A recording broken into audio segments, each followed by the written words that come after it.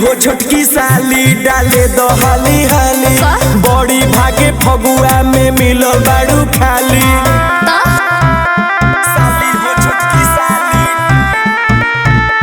डाले दो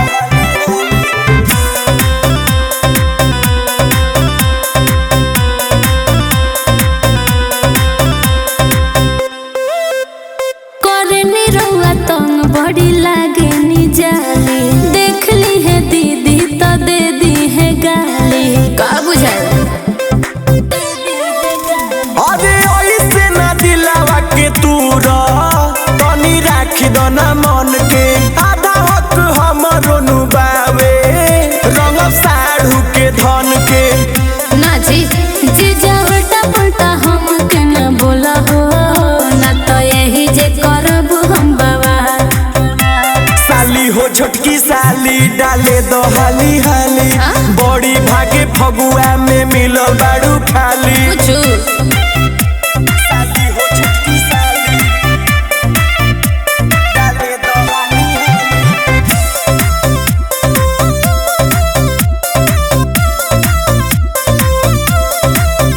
भर लोटा के रंग हम देख ले बाने पंकज जीजा पीछे छुपोले रंगा बाने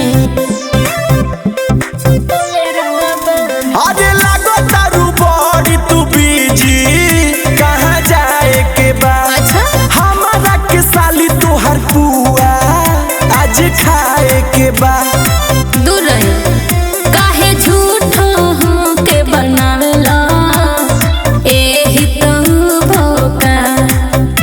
साली हो छोटकी साली डाले दो हाली हाली अच्छा बड़ी भागे फगुआ में मिलो बाड़ू खाली ना जी अरे आओ ना।